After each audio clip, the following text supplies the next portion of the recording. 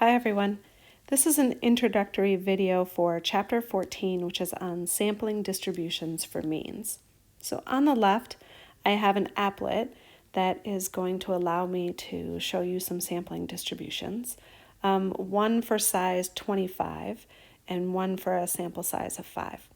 On the right, I have a notepad to just take some notes.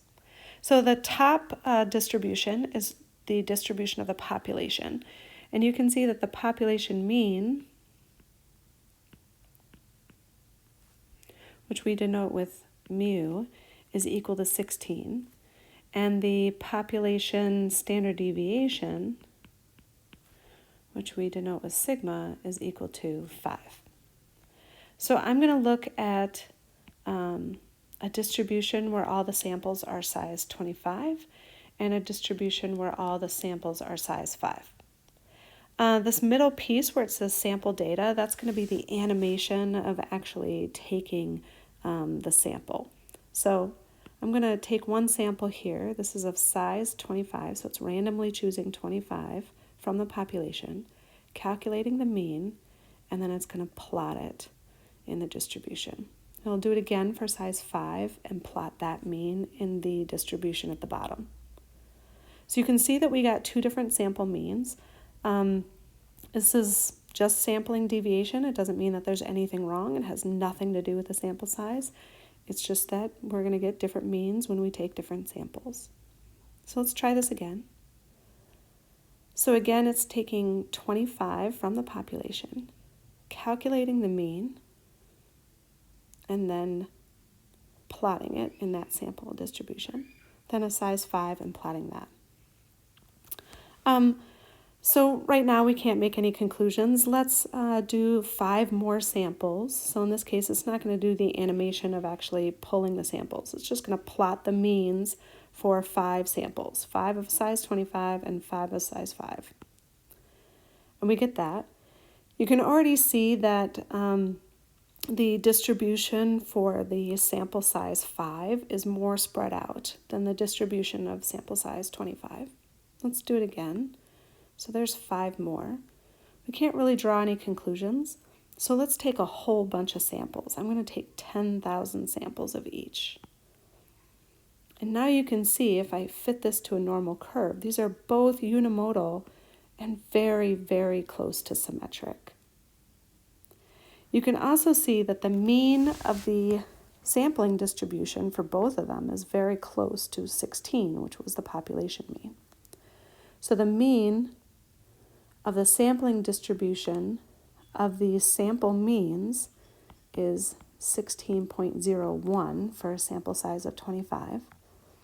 And the standard deviation for the sampling distribution of sample means was equal to 1.02.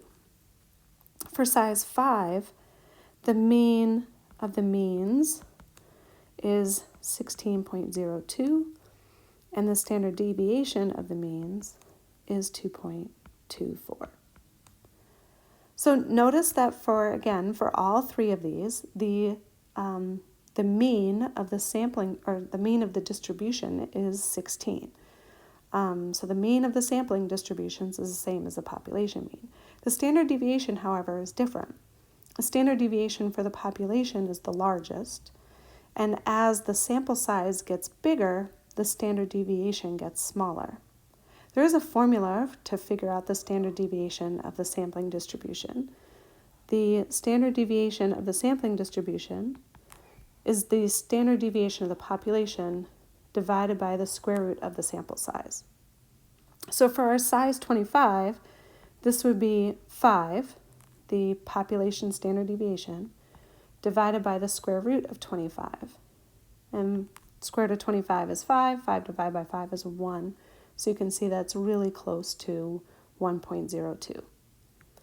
I didn't put this in my calculator, but you're going to get the same thing when you do this for the sample size 5. If you put in 5 divided by the square root of 5, you're going to get something very close to 2.24. I want to do one more of these. And that's where I change the distribution for the population. So I'm going to clear this out. And I'm going to clear my notes here. And I'm going to change the distribution of the population to something that is skewed. Now, when we have a skewed population, we need to make sure that we have a large enough sample size. So I'm not going to look at the distribution where the sample size was only 5, because that's not big enough. I'm only going to look at the distribution where the sample size is 25. So again, we're going to take one sample, size 25, so randomly choosing 25 from the population, calculating the mean, and then plotting it. And we can do this again. Again, sample size of 25, and it calculates the mean and drops that into the distribution. It's just a coincidence that they happen to be the same. So let's do this 5 more times. From here, you can't really see that there's any kind of pattern. I do have the fit to normal on here. Let's do 5 more. Now, you can see it's pretty unimodal, but it's not very symmetric yet. Let's take a whole bunch. Let's do 10,000.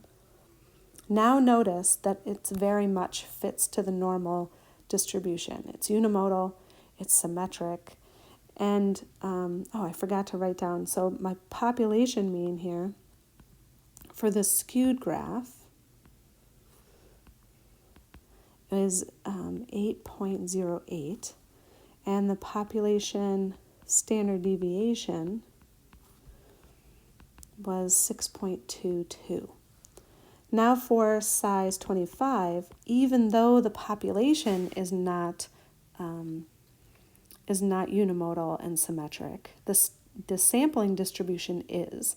So the sampling distribution still follows a normal model, and the mean for the sampling distribution of the means of this population is 8.07. So notice that it's extremely close to the population mean. And the standard deviation is 1.24. And if you were to use the formula where the standard deviation of the sample means is equal to the standard deviation of the population divided by the sample size, so we would have 6.22 divided by the square root of 25. If you put this in your calculator, you'll get something very close to 1.24.